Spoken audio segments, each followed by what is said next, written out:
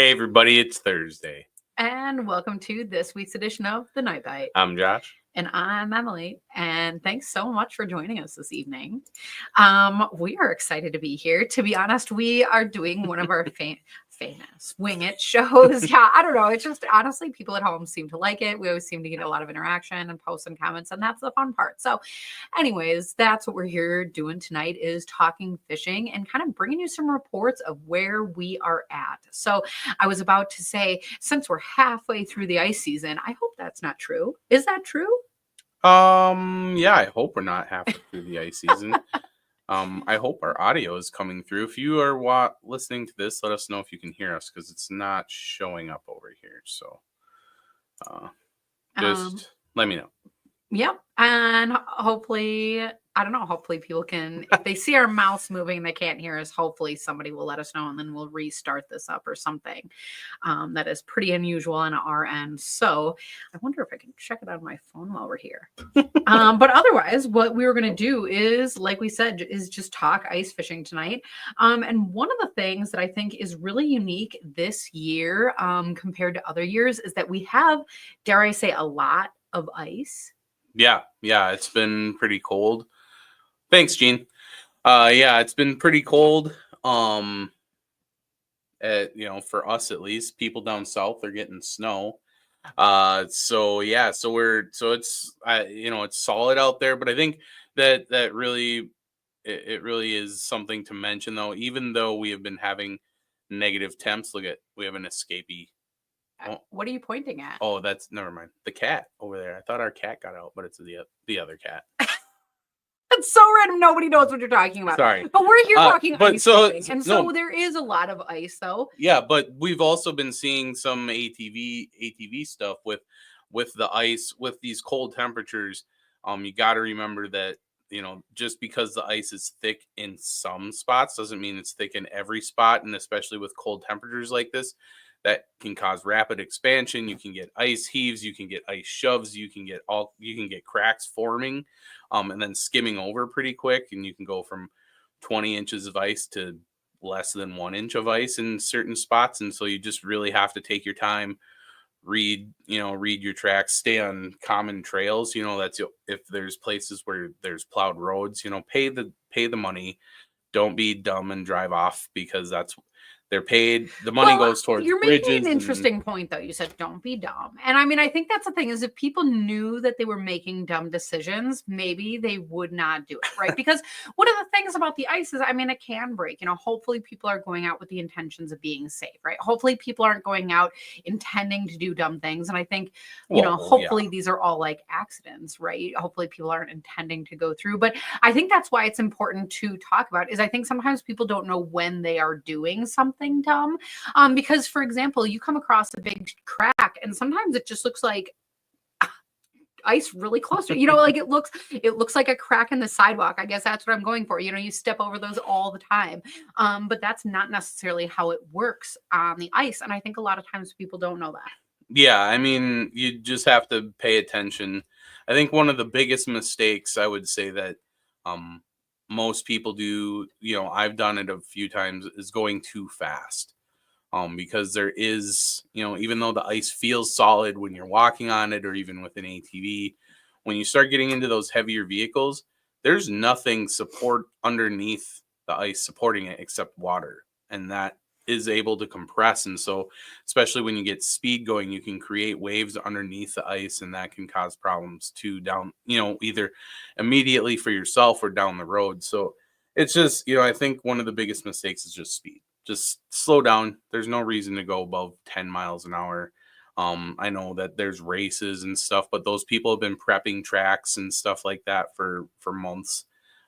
Just, the ice that's out there, that's untouched, that's unmaintenanced, you never know what you're going to get. So that's my rant, I guess. Okay, so I mean, I guess for fishing though, fishing has been actually I was going to say pretty good, but to be honest, our true report would be hit and miss. And that's always a hard fishing report to bring because it sounds so muddy or something, like how much is that really telling people, you know? But I think the thing about it is Saturday, I was able to go out and it did pretty awesome. I caught a lot of fish, and I think we're going to talk about that today. And Sunday, I went out to the exact same lake, and it was very hard to find a bite. And so I think we're going to talk about that a little bit as well. But you know, it's always an interesting thing because when people are planning their outings, sometimes people only have one day of the weekend. And so what if your one day is like my Sunday where it's slow? You know, what do we do? So in that case, I guess we're going to break that down a little bit here today. And one of the biggest switches that I made, I guess this is jumping really far into the day, but this is the biggest switch that I made is I used wax worms. Well, before you get into that, you went to a new body of water. So how did you find this particular body of water, and what made it interesting even to go there? Because so you first you left me at home because I'm injured.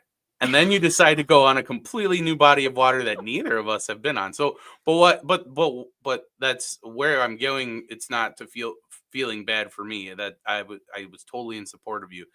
But like, how did you get to that body of water? Like for me, it would have been like, oh, I'm going to go check this lake or this lake that we've been fishing and see if there's anything happening. But you chose to go completely off script all by yourself. So how did that start for you? Okay, so here's the deal is when I looked Hey, at Ray. the options, our typical spots, we have some bodies of water that are like small little lakes, and then we have some pretty big water. I'm talking like Pelican big. You know, that's like a pretty big lake. Pelican big. Pelican. Yeah, I'm not going to go to Pelican. I don't know. I wasn't going to go to Pelican. I don't know. That was my thought process. Nope. But I think one of the things about some of these smaller lakes is that I don't even feel like they've been getting that much pressure, but I feel like the bite has been pretty slow. And so I've been kind of doing some hopping on these lakes, trying to find out what's going to work. I don't know, trying to catch fish. And we've done all right, but I want to do better than all right. And so I just decided that none of the lakes that I was looking at were going to be it. I don't know. I just decided no. And so this has been on my mind a lot lately because we talked Onyx fishing recently. And so that has been my go-to. And I know that I'm an Android user. The app isn't out for Android yet, but I can just make a web page, like a quick link on my screen. You can click on it, right? Like it's an app.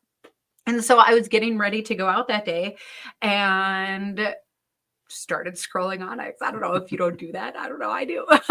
So I was really just going through. And the thing that I find that drives me crazy, I love it and I hate it, is that depending on how much you zoom in and out, you will get different like names and stuff that show up, like the little icon that you can click on to get information, like does and doesn't show up depending on your zoom. And so like I was joking about Pelican. For a big lake like Pelican, that does not matter, right? But for some of these tiny little pothole lakes around us, it does matter. And so I've just been going in and out of Onyx and like looking at lakes, and I feel like every time I go in, I find a new one. And it just has been, I don't know if that's good or bad. But I stumbled across one that very morning that I don't know, honestly, what about it? It said that there was bass in this lake. It said that there wasn't very good pike. It said that there was a potential for some pretty decent crappies. And then it said that there was like a million bluegills. And I was like, I'm in. Good crappies and bluegills. I don't know. So I guess that's the thing is I just got excited about a new lake, and it looked like the kind of path that was going to be possible. It looked like the path came pretty close to the lake. And so knowing that I was going out by myself, I didn't want to have to drag my stuff like a million years or load or unload the sled or like whatever. So I guess that is an interesting point is I thought that I had really looked into my destination, but I used the word thought because when I got there, I found out like the terrain was a lot different than I realized it was going to be. So although the road was fairly close to the lake, it was a nice slope down until it was like a hard drop off. And I would still say it's a hill. I couldn't call it like a cliff. But I stood at the top of this hill for a very long time, wondering, I knew I could get down. But I also knew I was going to fish the whole day, and I was wondering if I was going to be able to get back up myself in the dark. So as far as how did I get to this lake, the actual answer is that I drove there after I found it on the map, right? That was the actual answer to your question. But as far as the choosing of the lake, it was a little bit random or I don't know. I just kind of like chose it that morning. So it was a fun adventure, and I think I've been posting about it all this week. I almost got eaten by a dog. It wasn't that quite vicious, but it was kind of a scary moment because I wasn't sure what I was going to do. And ultimately, I did make it to the lake because I made it down that hill just fine. Yeah, twice. Yeah, I did. Like I said, Saturday went awesome. So once I made it out there, found a lot of bluegills, kind of like I said. Now, the thing that I knew about this lake is that it did not get very deep. And so when I had first, dare I say, plopped down on the lake, I drilled a few holes and found myself, actually, I think my first holes were in like 5 feet of water, and I knew that there was deeper than that. But I was on the live scope seeing fish off in the distance. And so I kind of started drilling those directions, looking for slightly deeper water. And I ended up only in, 6 feet of water. I drilled way deeper. I found 8, I think even 9 feet of water that day almost. But I had to go back Sunday to find deeper water, right? That was the point of this. But Saturday, I spent my time and I fished. The most fish I saw were in like 6 feet of water. And so it's not always at this point in winter where you fish very shallow. I don't know. But I was out there and that was great because I saw a lot of fish moving around, but they were very like actively biting fish. Like if I was jigging pretty far, 3 feet halfway up the water column, 4 feet up, right? Just kind of under the ice, it seemed. Those fish would show up and they would bite. Fish donkey. I wonder if this is Bonnie. I was going to say Bonnie. It could be Darren, but favorite bluegill bait. The funny thing on Saturday is it did not matter. I threw down everything from like a tiny little tungsten to like a spoon. I put 3 wax worms on a spoon. I like thought I would upsize and catch a bigger fish, and it did not matter. The big and the little fish all ate the little and the big profiles. So my actual go-to is honestly like a tungsten jig, either with the plastic or I guess in this case a wax worm. That's really one of my go-tos. But on that day, the fun thing is that it really did not matter. And so, and that's not totally fair because when I first started fishing, you had to make them want to eat. Make sure ask if they were hungry. I don't know. Right, it started a little slow, and I was using my plastics and stuff, and that's what made me switch to the wax worms that day. And I don't know, maybe the scent was in the water after that. I don't know what happened, but all of a sudden the fish just turned on, and they bit the rest of the day, even into the evening when I switched to plastics and other things. So that was pretty fun. And honestly, what's going to happen overnight? Like the fish are going to stay the same, right? And so that is why I went back the very next day, brought our good buddy Josh, our other different Josh. Not me. Yeah. And so I felt so bad because honestly, we found so many baby perch and it was really tough fishing. It was honestly. So, but my goal for the day was to go out to this lake and to catch a crappie, because I knew that they were in this lake, and that was one of the few fish I did not catch on Saturday. So I didn't know if it was the bait or if it was whatever, but I was actually convinced going into Sunday that I just needed to find deeper water. And that's kind of what I mentioned a little bit earlier. So that was the goal is actually Josh that we brought out has a snow dog. And so we were able to get it down that hill just fine, right? But then we were able to get farther across the lake than I was able to drag my stuff because I didn't bring a machine with me on Saturday. And that was fine, but I was able to get way farther on Sunday, and we drilled a whole bunch of holes and still ended up going and fishing shallow, which is like really funny. And I think on Sunday we ended up in 7-8 feet.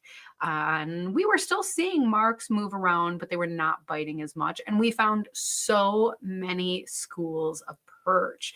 So all those awesome bluegills that we found on Saturday, I don't know what happened to them. I'm going to go back and I'm going to look for them. But I did catch the one crappie. And the crazy thing about it is it was one of the few fish that I picked up right off the bottom. So I know earlier in this episode we talked about, fish coming in mid-water column and all that, and that was fun. But the crappie was actually not one of them, and that's not what I would have expected.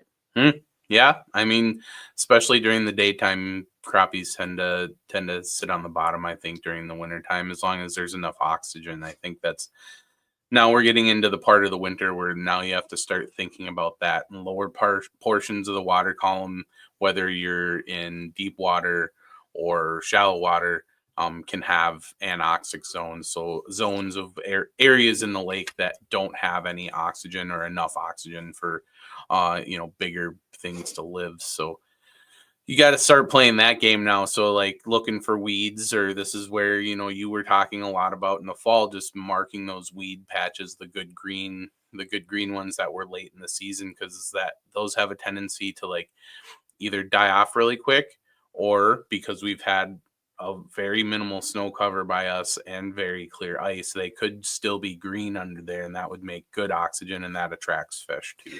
Well, okay, so I'm so glad that you said that actually, because that is probably something that was going on that I didn't even think about when I was using the live scope, where I was seeing these schools of fish actually was correlating with these weeds. So we were seeing clumps of weeds, and I don't know if I could say it like a weed line or an edge, right? It was pretty random. So I imagine that the weeds are in that stage of dying off, just like you were describing. But especially the places where the green weeds were a little bit more clumped up is where those fish were really gathering. And so that makes a lot of sense that they were in those shallow zones, right? Exactly what you're talking about. Mm-hmm. Interesting. I guess I totally forgot about that. And I think especially being a new body of water, like to me, I hadn't been out there in open water. And so a lot of times I keep track of that in my mind. Where were those weeds? I didn't know that coming into this, right? But I guess being a pretty shallow body of water, well, maybe it could have been rocky. It wasn't. I knew it was muck. It's going to be weedy everywhere. So I guess there was that. But that does give me, I guess, in reflection, a good way to go back and to start that process, because I was wondering, maybe I need to go back to the deep and work it more. And it's like, no, I probably do need to stay in those shallows. And that's just interesting, different than what I thought. Well, I mean, you never know too, because in the deep, like during the fish, especially some of the bigger fish will stay out deeper and be in the upper 4 feet. So from the bottom of the ice down to 4 feet. And a lot of times with traditional flasher units, you won't pick up on those fish very easily, because they're going to be like right up on you by the time you even mark them and gone before you can even get a jig down. So that's why you'll see guys out there, they'll swing transducers around, or there's the forward facing sonar technology that helps with that a little bit now. But you still have to find fish and drill holes and not scare them. That those fish can be pretty spooky because they're right under the ice. That you drop an auger on top of them, they're probably not going to be there when you move over there. So you just got to play patterns. That's it. That is actually true. I'm kind of reflecting back on my time on the water, and it was I wasn't interesting even because there. well, but this is good, because when you're talking about the auger and stuff, one of the things that I noticed about this lake when I first got there Saturday. Okay, so first of all, I skipped over this totally, right? I chose this lake off Onyx. It is a public body of water, right? It is public. It is marked public boat launch. I think it says boat launch, and it's not. You cannot get a boat. I think it said public access. Public access. Okay, yeah. So that's exactly what it was, right? But I had looked out over this lake, and I will tell you, well, when I first sat down, there was no holes drilled. And then when I walked way, way, way out, the farthest that I had walked on Saturday, I did end up finding just a few holes. Less than 5 though. And so, at least in the recent time of ice fishing this year, nobody had been out there. And so I didn't know if that would mean that the fish were skittish or if they'd be loving it. I don't know, because I haven't seen a jig in a while. But like you're talking about the auger, and I was noticing actually that the auger did not seem to scare them. And I thought it would. And maybe it's just because these fish were moving around so much to begin with. But I don't know. I thought that was really interesting. Saturday, I was not seeing any schools of fish. And so it was all kind of like single fish cruising.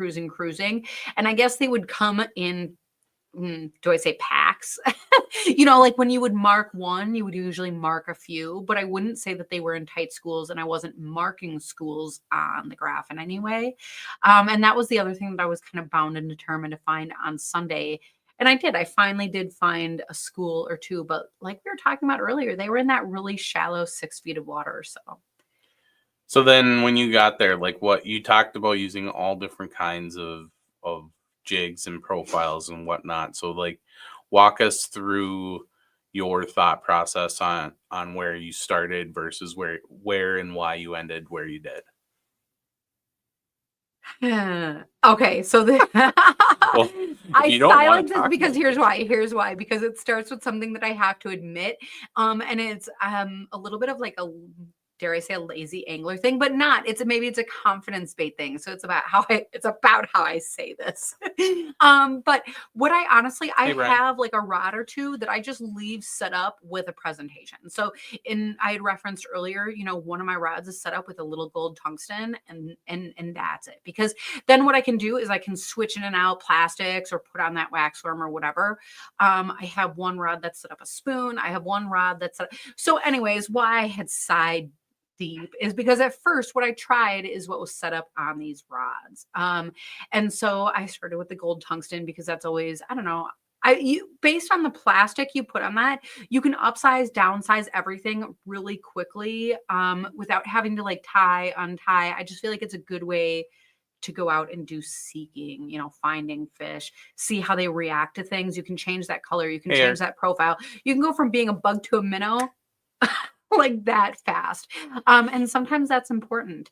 One of the things that I was finding is that the fish were reacting to anything I put down there, and they would come over and they would look at it, but then they'd bail out. And so in some of these instances, this was a game of like, I mean, this is only 6 feet of water, right? So this is not a lot. I'm not fishing deep. And so how fast can I get the jig up, switch out the plastic, and like throw it right back down that hole, you know?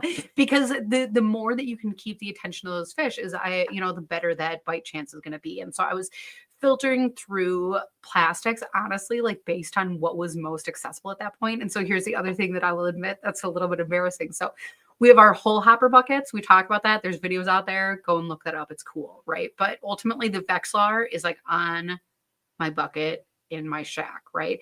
And so on that Vexilar cover, and I have, we have what's that?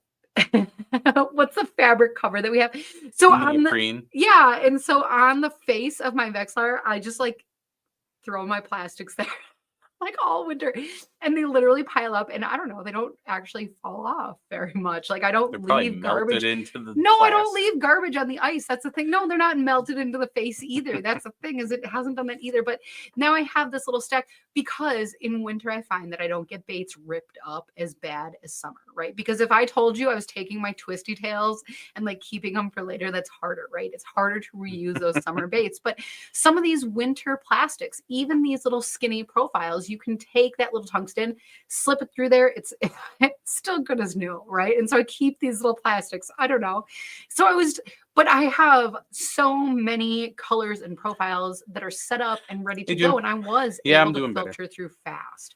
And so ultimately, I think I narrowed it down to I have like this bubble gum pink minnow plastic. Is it a drastic plastic? I gotta look up this company. I I have gotta no shout out to idea. them because this is one of my I use this bait all the time. I don't use a single other bait from them. I'm sure it's awesome stuff, but this one minnow, I will post about this next week. This one minnow, I swear to you, in this one color, it doesn't. So, anyways, but I still wasn't getting as many bites as I wanted. So I had wax worms with me. I switched to that. I don't know. I kept filtering through to find what was going to get the most bites, and it worked. I don't know, like what else do you say? But that's the thing is, so once I started to find out, okay, so again, even with that little gold tungsten, and I finally put the wax worm on there, started getting more bites. But then I started to play with that too, because like I was saying way earlier in this episode, some of these fish were decent, you know, but some of these fish were just like the easiest little things, and it's like, get out of here. It's like, let my bait sit down there long enough to catch one of the bigger ones, right? And so I tried to to, size up to a spoon, to all kinds of bigger stuff to scare off these little bites. Tried to hang a whole bunch of wax worms on there so that the profile was big. And the minnows, that's how small some of the bluegills were, is that they just didn't even care. And so the fun thing about that is, sometimes you'd set the hook and it was like, ooh, good one. And sometimes you'd set the hook and like, is it even there? And it was. They're like that small. But I feel like I don't often see that where even the little ones are just crushing everything. So it was a unique bite. And I guess it changed overnight. So maybe they have good forage in the lake that they weren't hungry anymore. Yeah, nothing to do with the massive amount of cold. Pressure change. Yeah. Yeah. Huge amount. Yeah, we had this Arctic blast. That's a good point. We haven't even talked about that. I think a lot of times in ice fishing, people are so excited about hole hopping, because if I had been hole hopping this weekend, honestly, I could have done better. And I do know that too. But when you were dealing with wind chills, I mean, we're no longer just talking about like, be safe, keep your ears warm. It's like, I can't keep my hole open. I can't jig. And the thing about that is, when you get slush that starts to build up in your hole, and then if your line starts to freeze twit at all, you're going to miss bites, right? Because sometimes if my line like catches the hole, I think it is a bite, and then I'm setting the hook and then my jig's flying everywhere underwater, and it's like, that's not going to work. Whatever. Now I'm rambling, but I think these are all the things. And so I spent the weekend in my shack. Yeah. That was a good place to be. Better than the couch. It was better than the couch. I didn't send you very many pictures, but I sent you pictures when I got home, or sent them, showed you, whatever. I will say, speaking to line freeze, we've been switching over our stuff over to that Finn's Ice Tamer, and I gotta say, like I don't know, when was that? The beginning of December. So probably 3 or 4 outings we've had since then, and it's been pretty cold. I think I've been having more problems with my eyelets icing up than I have my line. Now that I think about it, like, because when you reel up to go swap to a different hole, like, it builds up ice on there, and then my line's working fine, but the ice keeps catching it in the eyelets. You were just saying that, so I was just thinking back to, like, when's the last time that I had like the whole like the dipped candle effect when you're jigging and then you get all the ice built up on there and then it starts wobbling around all funny? I don't know. Haven't had that happen to me this year yet, so we've had cool. Cold enough weather, that's for sure. Yeah. Oh my god. Well, I have to ask, what is your bait that you go to for panfish? I talked all about how I search. What do you use? Well, I don't. I mean, you're like, it's been so long since I fished, I can't remember. I don't even know how to fish anymore. Everybody stop listening to me. I've lost touch. I'm out of the game. I don't know. Are you referring to Fish Donkey's question? What's your favorite bluegill bait? No, I'm just talking about when you're like, if you were in my position, you were looking for fish and you ran into panfish, like, what would your go-to baits have been? Well, I think for me, I always try and just start out with whatever's on my rod, because that's already tied up. So I don't have to feel bad about admitting that. Everybody does that. Yeah, I don't know. I think I just think that it just get something in the water, right? Because the best bait is the one that's in the water. And so I think instead of overthinking it, just set yourself a baseline and whatever's, usually we're fishing similar bodies of water. So, it can give you a goal or give you something to stand on when you're starting to look at like how fish are reacting to it, or how the weather is, or what color the water is at that point, or whatever. And then go from there. And normally, I don't stray too far away from the, like the traditional tungsten teardrop. I have a rod with the Dragonfly from Widowmaker, because that's my favorite, for, bluegills and crappies in the wintertime. Well, in the summertime too. Just overall favorite. I do have to admit, sorry to interrupt, I have one big Dragonfly. I don't know if Widowmaker still sells these, but once upon a time they had these really big Dragonflies, and I have a gold one, and it's always been on one of my ice rods. And I have I have like a big white plastic on it, like a leech style plastic. I got one bite on that. You guys, I missed it. I will admit that. I will admit that. I don't even know if it was a big fish or maybe it was a tiny one, but you're talking about those dragonflies, and I'm just sitting here thinking, like, dang, that one still hurts. I've been really trying, because you're so proficient at what you do with your with the baits that you like to go to. It's really an easy thing to just ask you, like, oh, what are you catching fish on? And then I can go and try like the opposite side of the spectrum. So I can go and like try hard baits, or I can do spoons. I think for me, spoons recently have been something a little that I've been trying to use more often, but it's been difficult because I don't normally have live bait with me. And so getting a bite where fish are just hitting bare hook spoons, it happens, but it's not a very good confidence booster bait. So it's just something that we don't use all that often, I suppose. Well, I mean, I have in the past. All the time. Yeah, I have in the like, past. what? I just, I think I just don't think there's too much. I think the worst enemy is just overthinking it, right? It's just whatever you have in your box is going to work at some point. It just is it going to work now? And so if you try it, doesn't work, then it's not going to work. You don't have to go back to it. But it does show you, Emily's story about the previous weekend does show, like, if you're using something and then you switch over, and then you can always switch back, and maybe you get better results later in the day, or maybe some condition changed, or maybe it's a different school of fish that's actually hungry. Who knows? There's so many variables. You just have to, I think, see, this is something that I'm familiar with too, Zach.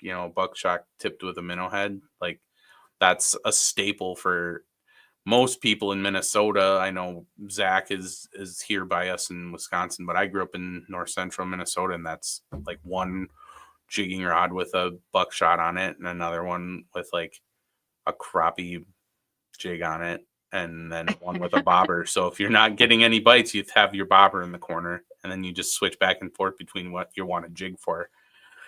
So I don't know. I mean, I think I just use a lot more of what the electronics cameras, the Aquaview is showing me, what my Vexilar is showing me.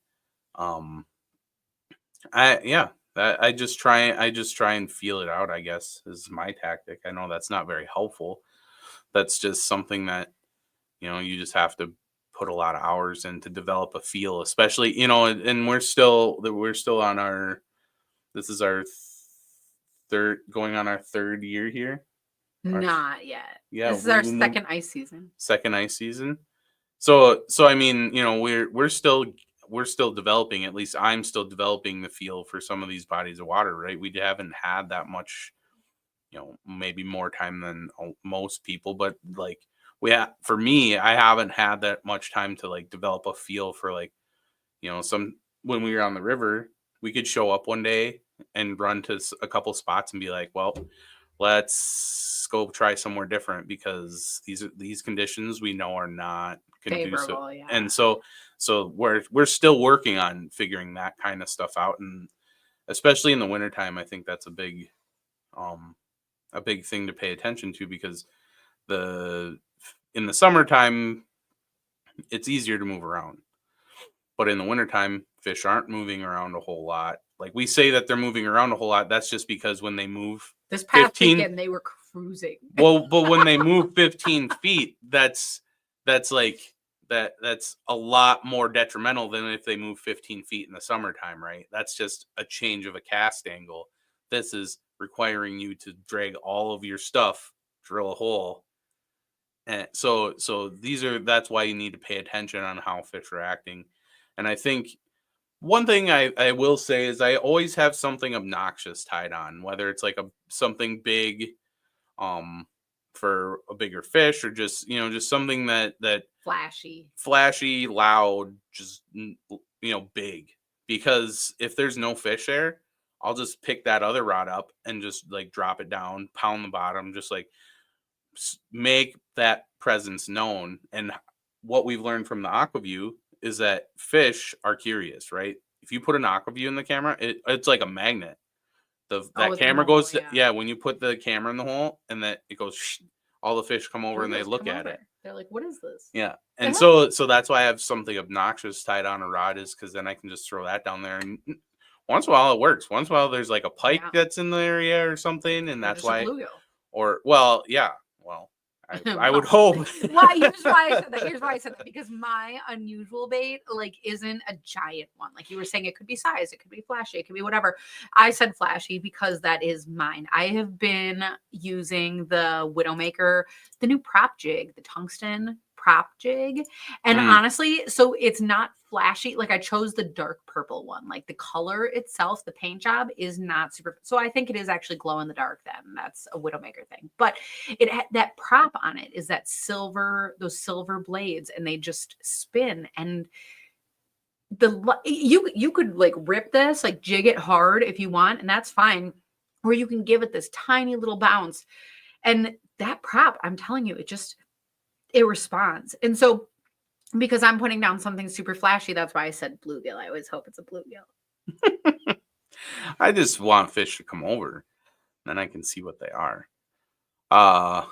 No, I guess I don't know. At this point, like now I haven't been out on the water for 2 weeks, and so now it seems like every lake is going to be a new lake. I don't even know where I want to go this weekend. Oh my goodness. I have so many ideas, but now I'm sorting.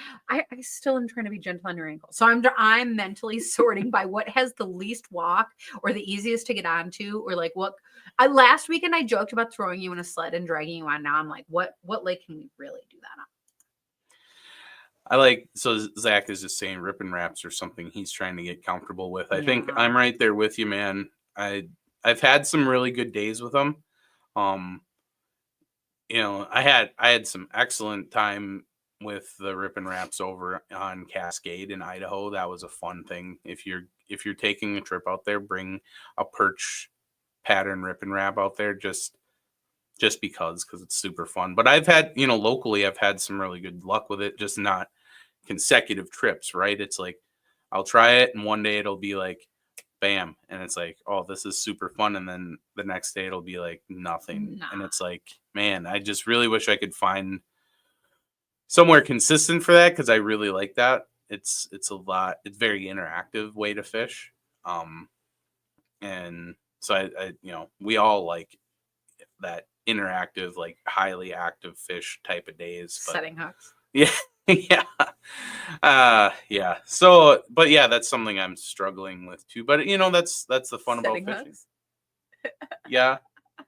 Yeah. I think I'm gonna struggle with everything. I haven't you left me home. Now my arm is all weak. I don't even know if I could put a hook to a bluegill.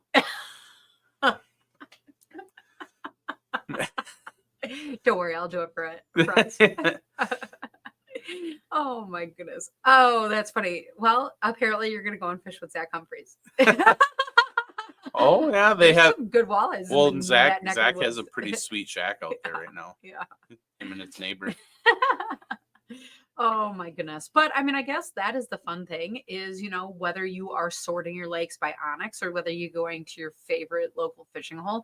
I mean, that's the thing is you never know how that bite is going to be. And it is a little bit different every time. So like you said that you haven't been out in a while. I mean, like anywhere we go and catch fish, it's going to be a pretty good time. Oh yeah. And I mean, and it we'll figure it out. I mean, at this point, we can drag the 4-wheeler somewhere and just ride around. Well, either that or I'm going to drag you right back to where I was. I don't know how you're going to get back up that hill, but we'll follow you. My leg is not chopped off. It's just a little sore. We'll be fine. Who knows? Who knows? But I'm definitely looking forward to bringing everyone that fishing report after next weekend. And I have to admit, I'm going to spend all Friday planning about all the lakes and where I can fish and all that because I don't know, do we dare try new water again? I don't know. We'll see. But I guess I should let you pick the water. I guess that's a funny thing. Sometimes Josh and I'll switch off who chooses what body of water. And so like sometimes I'll be like, I chose the last one or you chose the last one. And so we'll go back and forth about that. But that's always a good time. Yeah. Well, if you have some ideas, I'm all for it. I don't know. I'm I'm throwing not darts gonna at a tell everybody dartboard. we're not gonna do a meet and greet this weekend. I'm not prepared for that. You know what I do want to do though? What's I that? haven't cooked on the ice yet this year. Mm, Like mhm. even just a buddy heater. I had my heater all last weekend. I could have brought like, I don't know, some sausages or something. I don't know. It's easy to cook. So I guess I should ask that. I wasn't planning to do this, but people at home, what do you eat on the ice? What should I cook this weekend? Maybe that's what we'll do because it's gonna be some nice weather. It's gonna be nice out. And then the weekend after that, you're ditching me. Yeah, I am. I'm no, it's a pre-planned trip next Thursday through Sunday. Well, we're coming home Sunday, but yeah, heading up. It's not too far away. We're just 40 minutes from home. Just hanging out with the office guys. We just have a little weekend trip, watch some flags. They tell me I can't go. Nobody said that. Nobody said that. You're more than welcome to come. You just don't want to see me for a whole week, especially after me being stuck in. Emily gets home now, and I'm like, "Oh, hey, how's it going?" She's like, "Just let me come in the door." It's like, oh my gosh. Well, I've been talking to pets for 2 weeks. Oh They don't my talk very goodness. much. Oh my goodness. Oh my goodness. Good thing we're gonna go out and meet some fish this weekend. Oh my gosh. Well, I guess what else should we talk about while we're here? That's all that I had. I mean, That's way more than I thought we were going to talk about. I mean, I guess we're coming up here to the end of January next You almost week. said February. Do not rush it. Well, no. So I was gonna say that's bringing up February, and that means that the Wisconsin Fishing Expo is coming up. So that's gonna be fun. So that's in like 5 weeks. Less. Hmm? Yeah, maybe. No, like 4 weeks. 4 weeks, a month. Oh, less than that. Less So, than 1. That'll be fun. Be giving away stuff again. That's always a good time in Madison. Well, there's always tons of good vendors. There's always trout Will we pond be and at kids Battle? bingo and all kinds of good stuff. I don't think so, Ryan. I don't think we're What are the dates? Oh, I looked up the dates of that. I want to say it's Valentine's Day, right? February 14th. Yeah, I don't know. I don't think we're doing that one. I don't know. It hasn't really come up. I don't know. I don't often fish it. I will be honest with you. It's I'm like a not a- really super fun event. It's a very busy lake that weekend. And in my opinion, I'm not an expert on Lake Winnebago or some of the surrounding waterways, but I think that the lake is very affected by the pressure and the vehicle traffic and all of just the craziness that happens. I think really affects that fishing. So if you or if anybody is like out for a fun event, you want to go to the tent, you want to do the weigh-in, you want to support awesome Oshkosh, Wisconsin and Lake Winnebago and all that cool stuff, go for it. Love the event. If you are going to experience the fishery of Lake Winnebago, it's going to be terrible. Or maybe not. Maybe you find the honey hole. But like I said, there is so much traffic. There is so much, the vehicles and all just the jigs that they see. Oh my gosh, it is craziness, right? I'm seeing some reports coming into our comment section that apparently people are doing awesome right now. So maybe this is the time. Maybe this is the time to be there. I don't know, to be honest. Yeah, I we're not much of like fishery or tournament or derby people. Where that's not even true. Of course we are. Everybody is. But it's slow fishing that day, and so I always go and find somewhere else. Oh, here Zach has a question. Oh, what do you both think is the difference between a fancy rod holder and a true tip down? Oh, well, this is honestly like a tip down is in the motion, right? Like there's like a post, and then it's usually like a balance point, right, with the rod. And so when the fish takes it, whoop, it tips down, right? I thought that's what a tip down is. You can set up all kinds of rods and stuff in rod holders, but technically they're different things. Well, here, this is the best example between a rod holder and a tip down. So a tip down when a fish hits it, it brings the tip of the rod down, and the rod stays down even if the bite is let go. A rod holder, even if it is free floating in a neutral position, and a fish takes it and the rod tip goes down, when the fish lets go, or if the fish lets go, the rod comes back to neutral. And so that would be the difference between between what I would think is a rod holder versus a true tip down. So I know Zach is pretty big fan of the innovative tip downs, the PVC pipe with the little screw-in legs. It's a really cool little invention there.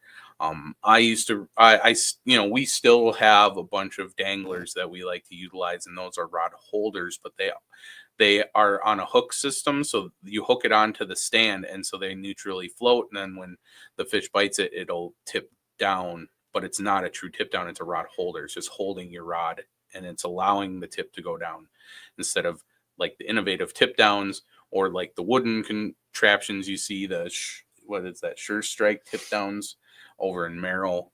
The rod falls down and it stays down whether the fish is on there or not. And I think they both have really good. See, Zach uses the danglers too.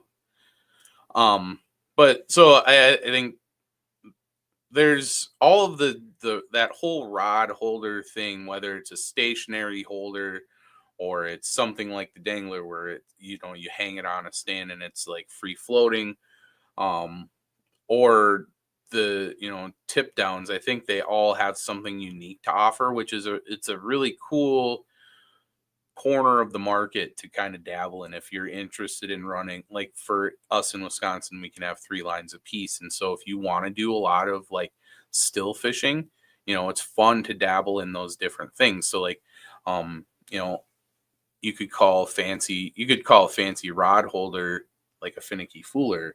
Now that holds your rod stationary, that's in a rod holder, but it has a flag system, so it indicates when the fish takes, because it pulls the line and it releases the flag. We use those with our snare rods, which also the tip, it's made so it has a high parabolic curve. So when the fish pulls on it, the tip actually folds down, like it's really bendy on purpose. Yeah. On purpose. So we like to utilize that a lot. Yeah, tip downs are great though. It's a really effective way. I think, me personally, I think they are probably a better tool in probably like a backwater bayou, or maybe like the instance where you were fishing that lake the other day. I don't even know what it was called, but you're fishing that lake and it's like less than 15 feet deep. Anything less than that, I think that's where the tip downs really shine, because it's not normally a tip down, like a true tip down doesn't have a reel on it. So, the STDs, the Sullivan tip downs, those you can put a conventional rod in, and that it slides down and it does the whole tip down thing. Well, and to add to this conversation, he calls that a tip drop. Tip drop. Because it does actually, like, the rod will go down, but then the whole thing drops without going in the hole. Right. That's a little bit hard to describe. Watch a video. It's awesome. It's not that hard. It's not hard. They're awesome. But yeah, so as you can see, like as we talk about it, there's so many different variations on these things, and it's kind of a fun thing to get into. It really brings a fun element. I think tip downs, tip drops are a fun interactive thing for kids, because it's like a physical motion. It's like a tip up, that's with the flag, but down. but this has more like with a rod, and then it's kind of a fun deal. So I think that I don't know, like there's all kinds of fun stuff like we could talk about. Okay, but I'm you gonna could say get this into too. it, and you're gonna fill a whole garage up with all the different types. because you know why is because honestly, I don't find myself using them that often. And here's why is because I feel like the holes freeze up so fast, honestly. And people have all these things. Oh, you put a bubbler in it. Oh, you put this cover over it. Oh, you put this heating element. You put this. It's like, do you know how much stuff I'm already carrying onto the ice? It's like, I'm sorry. I'm so sorry. I have to draw the line somewhere. And so, but that I will admit that's at the detriment of I'm not covering as much ice. And honestly, there's times where when you set up a tip down, when you set up, the JT snare rods, you're catching more fish than I am, honestly, some days. And it's because you're putting those opportunities, you're spreading out those lines, you're catching those fish. I guess that's what we're talking about, right? But that's the thing is when I'm not taking that opportunity, I don't know. But on the other hand, what am I going to do? Just some people like come out with all these bubblers and things, and it's like I just can't. I can't. I don't know. You've seen how heavy my sled is. I have lifted your sled. I know exactly how heavy. Why? My sled's not that heavy, and then you're telling me that I'm taking all this stuff out. I think you just carry bricks in your sled. There we go. I just don't think you want to fly away or something. The problem is I feel like I need every bit of tackle I've ever owned because the one time I don't have one thing is when I need it. That always happens to me. The one jig at home is like, darn it. That's my real life. That's funny. Oh my gosh. Anyways, gosh, that's it. I don't know. I'm on to this next weekend. I think things are mostly packed in the car. So as long as we can find a place to get to, then that's going to be the hardest part. And finding out if your boot fits goes on and off. That'll be that's gonna be our goal. So I'll just borrow your boots. They have zippers on them. My work boots. You will not want that. You will be so cold. And they're too small. Oh my goodness. Funny. A few more comments coming in, some love for the STDs and for a few other things. So if you guys have a favorite tip drop, tip down, even a tip up, I guess I'm interested in that. Feel free to share that in the comment section because that's always fun to add to your arsenal. Josh and I were talking the other day about our round tip ups and our par flags. Man, they're old enough now. The flags are starting to fall apart. Yeah, I had to replace a flag. Yeah. But either way, they'll still work because we got a new flag on it. But I don't know. Let us know what your favorites are because you never know when we need something something new in the arsenal. So I guess with that, what else? That's it? That's it. Okay. So we could stand here and talk fishing all night, but we'll come to you again next week, Thursday, 7 p.m. Kind of our next week. You doing it by yourself? Oh, because you're not going to be here. No. Well, I guess we'll find out. Yeah, I guess we'll find out. So more information to come on that. Thanks for reminding me. But I guess to the people at home, let us know what you're interested in hearing about. Because maybe we'll line up, I don't know, a special guest or something. Or maybe I'll just go fishing. Should I just go fishing somewhere? Try to broadcast that live? We'll see. I don't even know if that's possible. That sounds difficult. So I guess we'll keep you guys in the loop. We'll let you know. And thanks so much for taking the time out of your evening to spend your time with us. Because having you guys here is always a big part of the fun. Yeah. And looking forward to seeing you on the next edition of The Night Bite. Night, everybody.